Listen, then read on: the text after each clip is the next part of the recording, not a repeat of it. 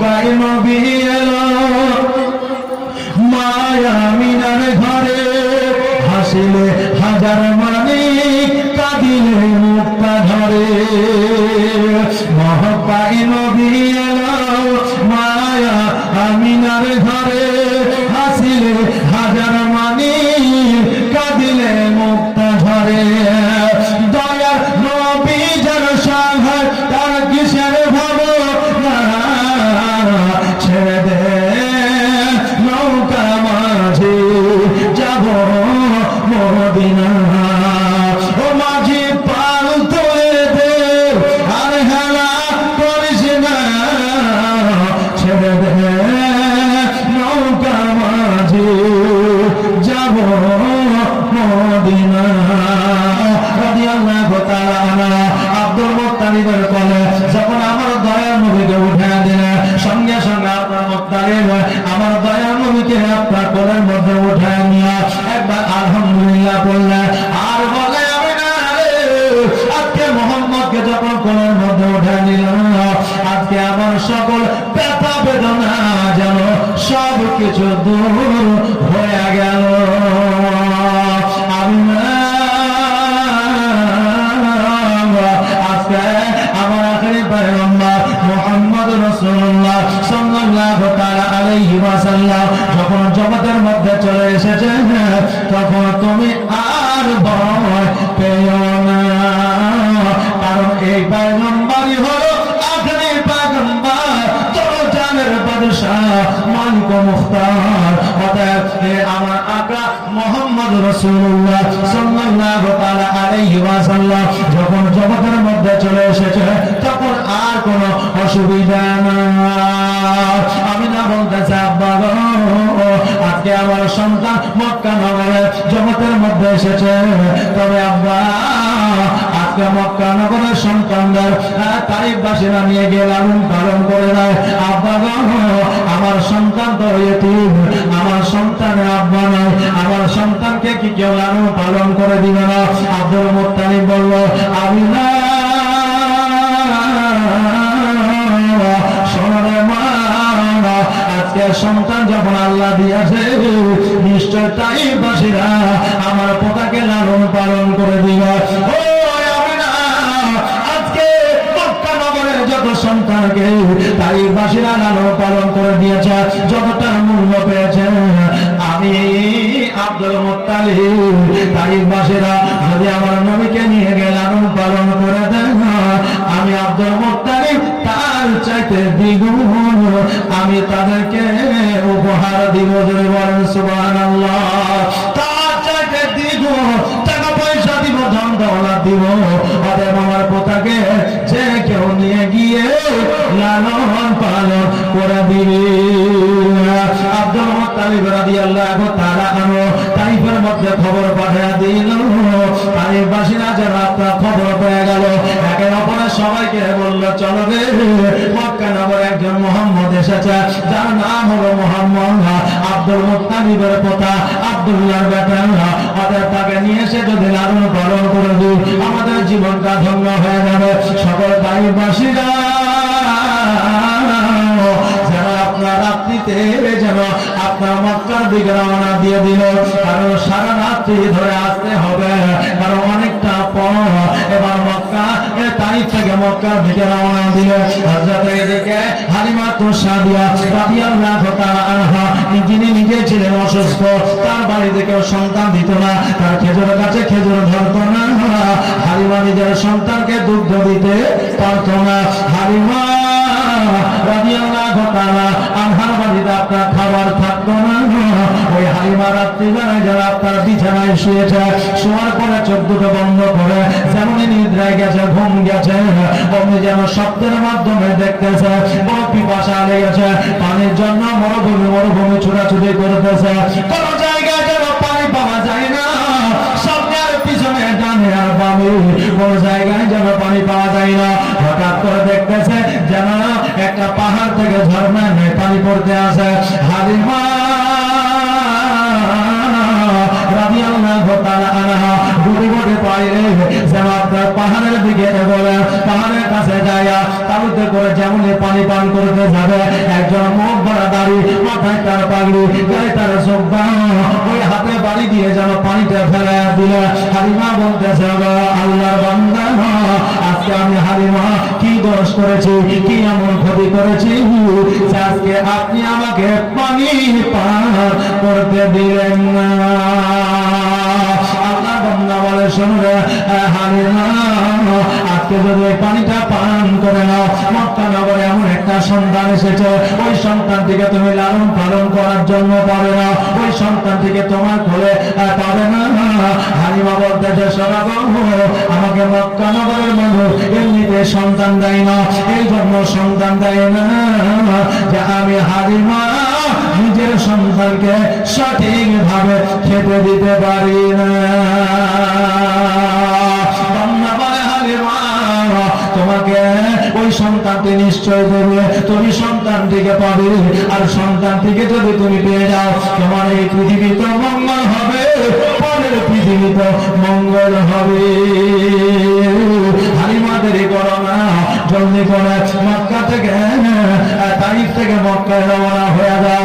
বাবাজি ভাইরা, চট করে হালিমা যেন স্বপ্নটা ভেঙে গেল। সকালবেলা হালিমা সাদিয়া রাদিয়াল্লাহু তাআলা আনহা বাসন টাসন আপনার মাজার পরে ঘর পা পরিষ্কার পরিচ্ছন্ন করার পরে এবার স্বামী হারিসকে ডাক দিয়ে বলে, স্বামী গো, সব কিছু পরিষ্কার পরিচ্ছন্ন হয়ে গেছে, একটা স্বপ্ন দেখে যাবে স্বামী, আজকে এই স্বপ্নটা যদি আমার বাস্তবায়িত হয়ে যায়, স্বামী গো, আজকে আমাদের জীবনটা ধন্য হয়ে যাবে। হারিস বলল, বিবি রে, কি এমন স্বপ্ন দেখেছ? হালিমা বলল, স্বামী গো, মক্কা নগরে এমন একটা সন্তান জন্মগ্রহণ করেছে, ওই সন্তানটিকে নিয়ে এসে যদি লালন পালন করে দিতে পারি, আমাদের ভাগ্যের দুয়ারটা খুলে যাবে। হারিস বলল, বিবি রে, এই কথা দ্বিতীয়বার আর বলিও না, কারণ কতবার মক্কা থেকে ঘুরে এসেছি, কেউ আমাদের সন্তান দেয়নি। হালিমা, আর সন্তান নেওয়ার জন্য মক্কায় মোরা যাব না, এই জন্য যাব না। আমরা 4-7 দিন ধরে অনাহারে আছি, আমাদের মুখ পর্যন্ত 7 দিন ধরে অনাহারে আছে। হালিমা, অতটা পথ হেঁটে যেতে পারবো না, সন্তান যদি না পাবো আমরা পথ হেঁটে আসতে পারবো না। ও হালিমা, আজকে আমাকে মক্কায় যাওয়ার জন্য বলিও না। হালিমা বলতেছে, স্বামী গো, আপনি তো আমার কথা সবই মানে, আমার কথা অনেকবার শুনেছেন, তবে লাস্টবারের মতো একবার বলিব, স্বামী, এইবার শেষবারের মতো মক্কায় চলে, সন্তান যদি পাই আমরা নিয়ে আসবো, আর সন্তান যদি না পাই আমরা খালি হাতে ফিরে আসবো। স্বামী, আমি হালিমা কথা দিলাম, আজকে সন্তান যদি না পাই সারা জীবন না খেয়ে মরে যাব, কিন্তু মক্কায় সন্তান নেওয়ার জন্য আর যাব না। যখন বিবি কাগজে মিনতি করে বললেন, হারিস কিন্তু মেনে নিলেন, বলে, ঠিক আছে রে বিবি, তুমি যখন বলছো শেষবারের মতো যাবো, তবে যাওয়ার সময় আমরা হেঁটে যাবো, আর আসার সময় উটের পৃষ্ঠে চেপে আসবো, কারণ আমরা সকলেই ক্ষুধার্ত, আমাদের কারো পেটে খাবার না। হালিমার কথা শুনে হারিস আপনার রাজি হয়ে গেল, কারণ হারিস শুধুই নয়, বিবিরা যখন মিষ্টি করে কথা বলে তখন অনেক স্বামী বিবির কথা রাখতে মঞ্জুর হয়ে যায়। কথা ঠিক না ভুল? মঞ্জুর হয়ে যায়। স্বামী যদি রাগ করে আর বিবি যদি একটু মিচকি হাসি দেয়, তো স্বামীর রাগ ধ্বংস হয়ে যায়। আর বিবি যদি রাগ করে তো বিবিকে মোবাইল কিনে দিতে হয়, কসমেটিকের দোকানে নিয়ে যেতে হয়, আলতা, শ্যাম্পু, ঠোঁট পালিশ, নখ পালিশ কিনে দিতে হয়, প্রয়োজনে একটা নতুন শাড়িও দিতে হয়, তারপরে তাদের রাগ মানায়, তার আগে মানায় না। বাবজি ভাইরা, তাহলে নারী কান্নাটা আমার তারা কত সুন্দর করে তৈরি করেছে যে একজন নারীর কাছে যদি স্বামী রাগ করে তো ওই নারীর হাসি দেখলেই স্বামীর রাগ ভেঙে যায়। যদি বলেন সুবহানাল্লাহ। এই জন্য অনেক পুরুষ আছে যে স্ত্রীদের কথা মতো আপনার স্বামীরা আপনার রাজি হয়ে যায়। বাবারে ভাইরা, হালিমা রাদিয়াল্লাহু তাআলা আনহা যখন বুঝায়া বললেন, স্বামী হারিস রাজি হয়ে গেল। হালিমা যাওয়ার সময় আমরা হেঁটে যাব, আসার সময় মোটর পৃষ্ঠে চেপে আসবো। হালিমা বললেন ঠিক আছে তাই হবে। এবার বাবাজি ভাইরা, এবার যেন সকালবেলা হালিমাকে নিয়ে গুটি গুটি পায়ে মক্কার দিকে রওনা হয়ে গেল। এইদিকে বাবাজি ভাইরা সবাই তাইফবাসীরা আমার নবীজিকে নামার জন্য এসেছে, কিন্তু যখন শুনল তার আব্বা জগতের মধ্যে বেঁচে না, তখন তারা বলল আমরা এই সন্তানকে নিতে পারবো না। আব্দুল মুত্তালিব বলল ও তাইফবাসীরা আমার পোতাকে কেন নিয়ে যাবে না, কেন লালন পালন করে দিবে না? এইদিকে তাইফবাসীরা বলল আব্দুল মুত্তালিব আজকে তোমার পোতার আব্বা না, আজকে যখন আমরা লালন পালন করে দিব, লালন পালন করে দিয়ে যখন বড় করে দিব, তখন তোমার কাছে মাল ধন আমরা চাইতে পারবো না, কারণ তুমি তো সন্তানের বাপ নাও, তুমি হলে দাদু। তুমি যদি অস্বীকার করে নাও তোমার কাছে জোর করতে পারবো না, অতএব সন্তানকে আমরা লালন পালন করবো না। আব্দুল মুত্তালিব বলল তাইফবাসীরা মক্কা থেকে যত সন্তান নিয়ে গেছ তাদেরকে তারা যতটা ধন সম্পদ দিয়েছে তার চাইতে দ্বিগুণ ধন সম্পদ আমি দেব, শুধু আমার পোতাকে নিয়ে গেলে লালন পালন করে দাও। তাইফবাসীরা বলল আব্দুল মুত্তালিব শোনো গো, আজকে কতজনে কত রকমের কথা বললো, কিন্তু সঠিক মূল্য কেউ দিল না, আর তুমি দাদু হইয়া তুমি কেমন করে সঠিক মূল্য দিবে? তাইফবাসীরা বলল না তোমার পোতাকে আমরা লালন পালন করে দিতে পারবো না।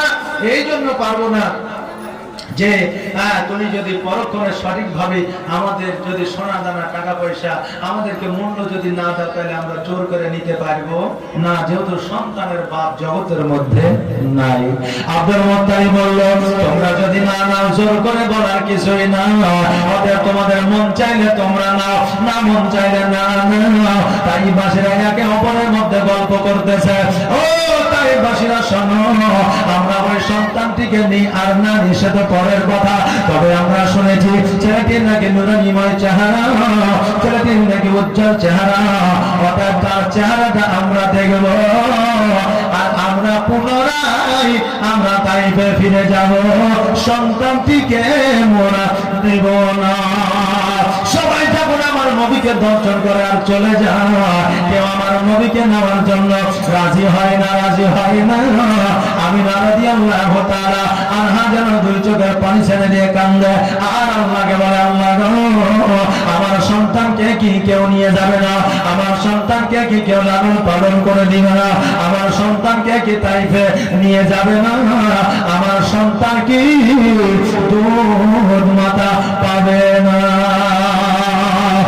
আমিনা কান্দে হায় রে, মায়ামিনা কান্দে হায় রে, ছেলে কোলে তুলিয়া কে বাজাবে আমার সোনা আলালকে লইয়া, কে বাজাবে আমার সোনা আলালকে লইয়া। আমিনা কান্দে হায় রে, মায়ামিনা কান্দে হায় রে, ছেলে কোলে তুলিয়া কে বাজাবে আমার সোনা আলালকে লইয়া, কে বাজাবে আমার সোনা আলালকে লইয়া। আর তাইফ যখন এলো নগরে, আর শিশু নবী মুস্তাফাকে আদর করে, আর কোলে নিয়ে ফিরিয়ে দিল গরিবে এতিম বলিয়া, কে বাজাবে আমার সোনা আলালকে লইয়া, কে বাজাবে আমার সোনা আলালকে লইয়া। আমিনা কান্দে হায় রে, মায়ামিনা কান্দে হায় রে, ছেলে কোলে তুলিয়া কে বাজাবে আমার সোনা আলালকে লইয়া, কে বাজাবে আমার সোনা চাঁদকে লইয়া। আমিনা যখন দেখলো কেউ নিয়ে গেল না, সবাই এক নজর দেখলো আর চলে গেল, তা আমিনা মনে মনে ভাবছেন এই সন্তানকে আমিও কাউকে দিব না, আমি নিজেই লালন পালন করব। তাই বলছে আর দিব না, দিব না কাউকে, আর লালন পালন করবো আমি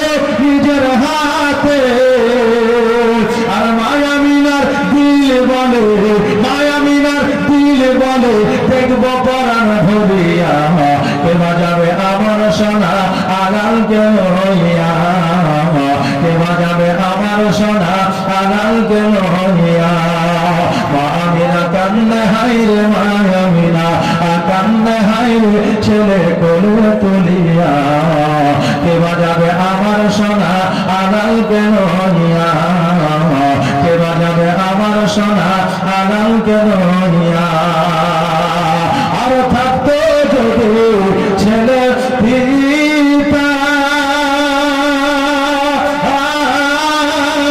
আর হাজার দুঃখ হলে করে আসতো না ব্যথা আর তাহার কথা বলে বলে তাহার কথা ভেবে ভেবে বলি যা যাই ফাটিয়া কে বাজাবে আমার সোনা আলাল কেন হইয়া কে বাজাবে আমার সোনা আলাল কেন হইয়া মা আমিনা কান্দে হাইরে মা আমিনা কান্দে হাইরে ছেলে কোলে তুলিয়া কে বাজাবে আমার সোনা আলাল কেন হইয়া রাদিয়াল্লাহু তাআলা আনহু যেন বাবা আব্দুল মুত্তালিবের কাছে পৌঁছে গেল। আব্দুল মুত্তালিবকে বলে ও আব্দুল মুত্তালিব শোনো আজকে আমি তোমাকে বলি সকল তাইফবাসীরা নবীকে নিব না বলে ঘুরে গেল। ও আব্দুল মুত্তালিব তুমি যদি আমাকে দাও ওই মুহাম্মদকে আমি তাকে লালন পালন করে দিও। আব্দুল মুত্তালিব বলে হালিমা আজকে মক্কা নগরে তোমাকে কেউ সন্তান দেয় না, এই জন্য সন্তান দেয় না। তোমার নিজের সন্তানকে তুমি দুগ্ধ দিতে পারো না, তোমার বাড়িতে খাবার জোটে না, তোমার খেজুর গাছে খেজুর হয় না, তোমার বকরিতে দুগ্ধ দেয় না। হালিমা আজকে যদি তোমার হাতে আমার কথাকে উঠে দিই আজকে মক্কা নগরের মানুষেরা আজকে বলবে দেখ রে দেখ আজকে হালিমাকে টাকা পয়সা কম লাগবে বলে আজকে মোহাম্মদকে হালিমার কোলে উঠাইয়া দিয়েছে। বলবে না বলবে না, কারণ ইতিম সন্তান লালন পালন করলে অনেক জ্বালা সহ্য করতে হয়। ইতিম ছেলে যদি আপনার পড়াশোনা না করে কাজে চলে যায় তো পাড়া প্রতিবেশী বলে দেখ ছেলেটা বাপ নাই মা নাই বলে কাজে পাঠিয়ে দিয়েছে। আবার যদি এমএ বিএ পর্যন্ত পড়াশোনা করে তো গ্রামের মানুষেরা আবার আলোচনা করে দেখ পরের বাপের টাকা পেয়েছে তো তাই পড়াশোনা করে নিয়েছে। বুঝলেন, যেদিকে যাবে সেদিকে দোষ। এই জন্য ইতিম লালন পালন করা আপনার জ্বালা আছে। এই জন্য তো আমার রাসূল পাক সাল্লাল্লাহু আলাইহি ওয়াসাল্লাম বলেছেন ইতিমকে টাকা দিয়ে পয়সা দিয়ে ধন দিয়ে সম্পদ দিয়ে যদি সহযোগিতা করে, যদি টাকা পয়সা ধন দৌলত দিয়ে যদি সহযোগিতা না করতে পারে, যদি ইতিমের মাথায় একবার হাত বুলিয়ে দেয় তো আল্লাহ তাআলা তাকে একটা মাকবুল হজের সব দিয়ে দেয়। জোরে বলেন সুবহানাল্লাহ। বাবাজি ভাইরা আমার মায়েরা, তাই ইতিমের যন্ত্রণা বড় যন্ত্রণা। বাবাজি ভাইরা আমার হালিমা তো সাদিয়া রাদিয়াল্লাহু তাআলা আনহা বললেন ও আব্দুল মুত্তালিব শোনো গো আজকে আমি তোমাকে কথা দিলাম আজকে আমার সন্তান ঠিক মতো খেতে পায় না ঠিকই, আমার বকরিতে দুগ্ধ দেয় না ঠিকই, আমার খেজুর গাছে খেজুর হয় না ঠিকই, তবে আমি তোমাকে কথা দিলাম আমার যতক্ষণ পর্যন্ত জান আছে প্রাণ আছে ততক্ষণ পর্যন্ত আমি মুহাম্মদকে ক্ষুধার্ত অবস্থায় রাখব না। আব্দুল মুত্তালিব তুমি তোমার পোতাকে আমার কোলে উঠে দাও, আমি কথা দিলাম যে আমি তোমার পোতাকে ক্ষুধার্ত রাখব না। আব্দুল মুত্তালিব বলে হালিমা আমার তরফ থেকে আমার দিক থেকে কোনো অসুবিধা নাই, তবে শোনো রে হালিমা আজকে যদি মা আমিনা তোমার কোলে যদি মুহাম্মদকে উঠাইয়া দেয় আমি কোন রকম ভাবে বাধা দিব না। হালিমা রাদিয়াল্লাহু তাআলা আনহা আব্দুল মুত্তালিবের কাছ থেকে আমার মা আমিনার কাছে যখন হাজির হয়েছে আমার নবীজি হালিমার দিকে যেন টুকটুক করে তাকাতে আরম্ভ করেছে। আমিনা বলল মুহাম্মদ আজকে এত তাইফবাসী তোমাকে দেখার জন্য আসলো, তোমাকে দেখলো কিন্তু তুমি তাদেরকে দেখলে না। আর হালিমা যখন তোমাকে দেখার জন্য এসেছে তুমি হালিমার দিকে তাকিয়েছো, কারণটা কি? নবী আমার বলেছিল মা আমি নবী আমাকে আল্লাহ রহমতের ভান্ডার করে পাঠিয়েছে, আমাকে যারা ভালোবাসবে গো মা আমি তাদেরকে ভালো না বেসে থাকবো না, আমি থাকতে পারবো না। ও গো মা হালিমা তো সাদিয়া রাদিয়াল্লাহু তাআলা আনহা বাড়ি থেকে নিয়াত করে এসেছে গো মা আমাকে নিব বলে। অতএব হালিমা অন্তরে একটা মহব্বত আমার প্রতি আছে, এই জন্য আমি নবীজি হালিমার দিকে তাকিয়েছি। আর তাইফবাসীরা আমার প্রতি মহব্বত করে না, মহব্বত দেখায় না, এই জন্য আমি তাইফবাসীদের দিকে তাকাই না। অন্যান্য তাইফবাসীদের দিকে আমি তাকাই নাই। আমি না বলতেছে ও বড় হালিমা আজকে মোহাম্মদ যখন তোমার দিকে তাকিয়েছে আমি কথা দিই না আজকে আমার সন্তান মোহাম্মদকে তোমার করে উঠাইয়া দিব। ও হালিমা শোনো রে আজকে তোমার মুখটা বড় শুকনা মনে হয়, তোমার মুখে মনে হয় আজকে তোমরা অনাহারে আছো, তোমার মুখ দেখলে বোঝা যায়। হালিমা তো সাদিয়া রাদিয়াল্লাহু তাআলা আনহা বললেন বোন আমিনা আমাদের বাড়িতে তো দুর্ভিক্ষ চলছে, আমরা এক সপ্তাহ ধরে খাই না। ও আমিনা আজকে আমরা এক সপ্তাহ ধরে অনাহারে আছি। আমার নবীজিকে হালিমার করে উঠে দিলেন। আর আমিনা বললে হালিমা একটু দাঁড়িয়ে যাও রে বোন, আমি তোমার জন্য দুইটা খেজুর নিয়ে আসি। এবার ঘরের মধ্যে গেলেন, যাওয়ার পরে দুইটা খেজুর নিয়ে এসে দিলেন। আর বললেন খেজুর দুটা তুমি একটা খাও, তোমার স্বামীকে একটা দাও, এই খেজুর গুলো খাইলে তোমাদের খোদা নিবারণ হয়ে যাবে। আমরা বলবো হুজুর একটা খেজুরে কে কোনদিন খোদা আপনার নিবারণ হয়? আমরা বলবো না একটা খেজুর খাইলে খোদা তখনকার আমলের নিবারণ হয়ে যেত, কারণ যে তখনকার খেজুরের একটা গুণাবলী আলাদা ছিল। আর এখন যে খেজুরগুলো আমরা পাই এগুলো হচ্ছে পোলিও যুক্ত, মানে পোলিও রোগ হয়ে গেছে খেজুরগুলোকে। এই জন্য এই খেজুরকে আমরা তৃপ্তিও পাই না, স্বাদও পাই না। রাসূল পাক সাল্লাল্লাহু আলাইহি সাল্লাম বলেছেন আপনার আজওয়া বলে একটা খেজুর আছে, ওই খেজুরটা যদি বলে 4টা খেয়ে নেওয়া হয় তো সাপে যদি বিষাক্ত সাপে যদি দংশন করে দেয় তবুও ওই খেজুর খাওয়ার গুণে ওই বিষে আক্রান্ত করতে পারবে না ওই বান্দাকে। জোরে বলেন সুবহানাল্লাহ। তাহলে খেজুরের কি গুণ ছিল বা আছে বেরাদার, আজকে ওই একটা খেজুর খাইলে ক্ষুধা নিবারণ হতো কেমন করে। ছাতু বুঝেন, ছাতু বুঝেন তো? আগে আমাদের মা খালারা দাদিরা করতো না, ওই আপনার চাল ডালকে ভেজে আপনার পিষাই করে ছাতু করতো। বন্যার ভয়ে বন্যা আসলে ছাতু আমাদের পানি দিয়ে ভিজিয়ে খাওয়া হতো নাকি। তো ওই ছাতু সকালবেলা যদি একবার খেলেন তো সারাদিন আপনার খিদে লাগে না। কেন বলেন তো? সারাদিন শুধু পানি খেতে মন চায় নাকি, আর পানি খেলে পেটটা পূরণ হয়ে যায়।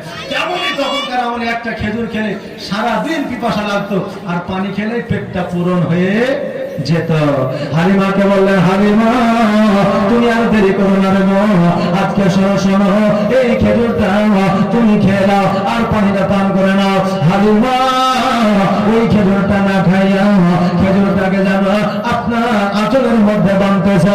আমি না বললো হালিমা আজকে খেজুর দিলাম তোমাকে খাওয়ার জন্য, আঁচলের মধ্যে বাঁধছো কারণটা কি? হালিমা বলতেছে আমি না বোন রে আজকে কোন মা কোন সন্তানকে ছাড়িয়া খাইতে পারে কি? আজকে কোন মা সন্তানের কোন অসুবিধা হইলে মা শান্তিতে ঘুমাইতে পারে কি? আমি না বললো না, তবে তোমার খেজুর বাঁধার কারণটা কি? হালিমা বললো শোনো রে আজকে আমার বাড়িতে একটা সন্তান আছে, যেই সন্তানও অনাহারে আছে, যার নাম হলো যুবরা। আজকে এই খেজুরটা বাড়িতে নিয়ে গিয়া আমার সন্তানকে খাওয়াইবো। মা কাকে বলে দেখেন, যে নিজে না খাইয়া সন্তানকে খাওয়াবো। মা সবচেয়ে একটা বড় মিথ্যা কথা বলে কি জানেন? সন্তানকে পছন্দের জিনিসটা খাওয়ায়, আর সন্তান যখন বলে মা তুমি খাবে না, তখন মা বলে যে বাপ তোর খাওয়া হলে আমার খাওয়া হবে। বলে কি বলে না যে তোর খাওয়া হলে আমার খাওয়া হবে, কিন্তু আমার খাওয়া হলে কি অপর কাউরের খাওয়া হবে? হবে না। তাহলে মা মিথ্যা কথা বলছে। আল্লাহ রাসূল সাল্লাল্লাহু আলাইহি সাল্লাম বলেছেন যে মায়ের ওই মিথ্যা কথার কারণে আল্লাহ ওই মাকে জান্নাতে দিবে। জোরে বলেন সুবহানাল্লাহ। বাবাজি ভাইরা, আল্লাহ তাবারক তাআলা মায়েদের বড় নিয়ামত করে জগতের মধ্যে পাঠিয়েছে। আলিমা বললাম না আমার সন্তানকে খেজুরটা খাওয়াবো। আমি না বললো হালিমা তুমি আগে বলো কেন তোমাকে আরো 2টা খেজুর দিয়েছি, বাড়িতে যাইয়া আজকে তোমার সন্তানকে লইয়া তোমার স্বামীকে লইয়া তুমি সহ খেজুর গুলা খাইবে আর পানি পান করবে। আর একটা দিক লক্ষ্য করবে রে হালিমা, আমার সন্তান যেন কোন রকম কোনদিন দুঃখ ব্যথা বেদনা না পেয়ে যায়। এইরকম মা আমরাও পেয়েছি না পাইনি বাবা? আমাদেরকে খাইয়েছে মা খাইনি, আমাদের জ্বর হইলে মা রাত্রে ঘুমায়নি, আমরা রাত্রিবেলায় কান্না করলে মাও কান্না করেছে, আমরা রাত্রিবেলায় প্রস্রাব পায়খানা করে দিলে মা আমাকে তাড়াতাড়ি পরিষ্কার পরিচ্ছন্ন করেছে। যদি আমরা মায়ের কাপড় ভিজা দিয়েছে, তবু ওই মা ভিজা কাপড়ে আপনার শুয়ে আছে আর শুকনা কাপড়ে সন্তানকে শুয়েছে। বলে আমার বাবাজি ভাইরা, আজকে এই মা ভক্ত, আজকে এই মায়ের কথা মনে করিয়া, আজকে মায়ের কথা স্মরণ করিয়া, আজকে কত জনের মা অন্ধকার কবরে শুয়ে আছে।